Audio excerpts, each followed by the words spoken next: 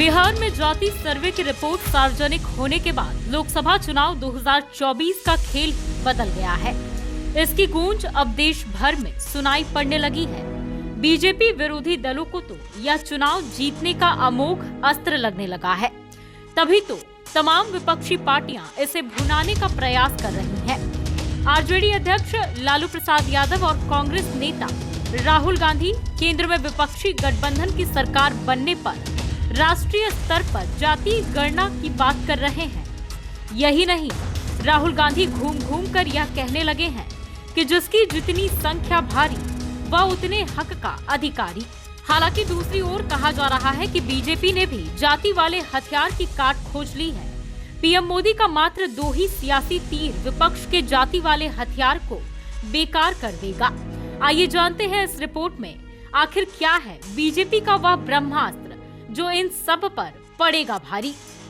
दरअसल जाति survey report जारी होने के बाद आंकड़ों में पिछड़ों अति पिछड़ों की आबादी सर्वाधिक दिखने लगी है। अगर दलितों को भी जोड़ दे तो गैर स्वर्ण आबादी तकरीबन 80% है।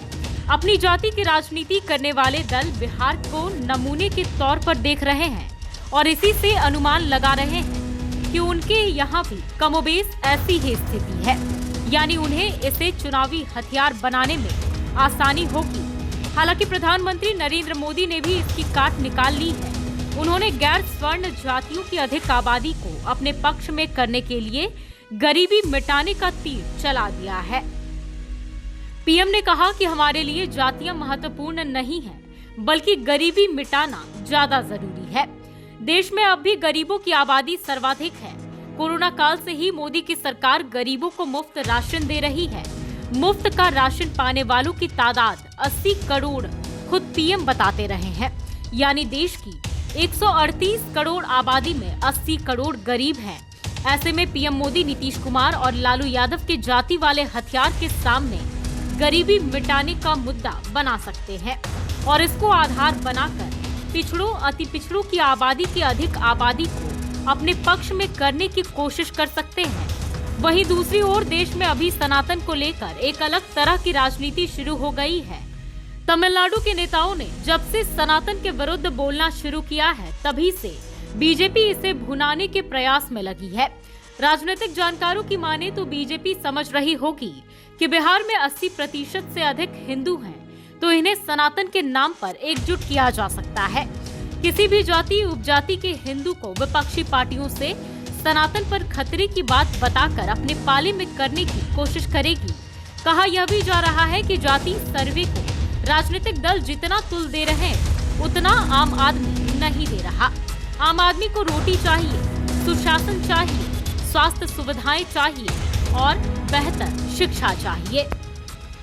अगर किसी सरकार ने इसके लिए कुछ नहीं किया है तो जाति सर्वेक्षण सिर्फ सियासी शिगुफा बनकर रह जाएगा।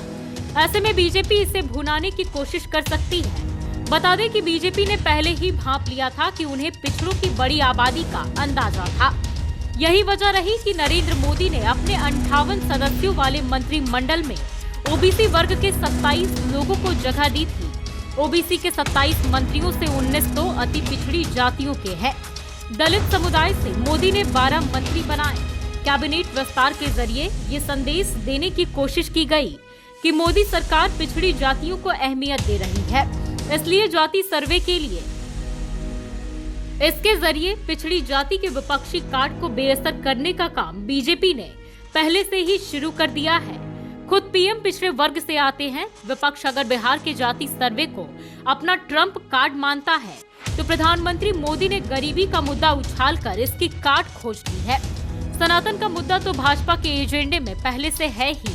ऐसे में कहा जा सकता है कि हर बीतते दिन के साथ लोकसभा चुनाव 2024 का खेल दिलचस्प होता जा रहा है। एक तरफ बीजेपी विरोधी जाति गणना को ट्रम्प कार्ड मान रहे तो दूसरी ओर पीएम मोदी ने गरीबी मिटाने का नारा देकर इसकी काट खोज ली। वहीं बीजेपी सनातन अभियान को अस्त्र बना सकती है। बताते चले कि बिहार में जातीय गणना के आंकड़े जारी कर दिए गए हैं। सामान्य प्रशासन विभाग की ओर से जारी आंकड़े के अनुसार बिहार की आबादी 13 करोड़ से अधिक है। इनमें अत्यंत पिछड़ा वर्ग यानी कि ईबीसी 36.01%, अन्य पिछड़ा वर्ग ओबीसी 27%, अनुसूचित जाति 19.65%, अनुसूचित जनजातियां 1.68% हैं। जारी रिपोर्ट के अनुसार बिहार की आबादी में हिंदू समुदाय 81.9%, मुस्लिम समुदाय 17.7%, ईसाई 0.05%, सिख 0.01%, बौद्ध 0.08%, जैन 0.0096% और अन्य धर्मों के 0.12% हैं।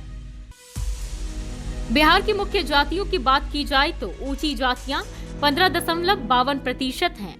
इनमें भूमिहार 2.86%, ब्राह्मण 3.66%, राजपूत 3.45% और कायस्थ 0.60% हैं। वहीं 63% पिछड़े 19% दलित हैं, जिसमें कुर्मी 2.87%, मुसहर 3%, यादव 14.26%, कुशवाहा 4.27%, चंद्रवंशी 1.64%, धानुक 2.13%, धोबी 0.83%, नाई 1.59% हैं। तो फिलहाल के लिए इस रिपोर्ट में इतना ही। धन्यवाद।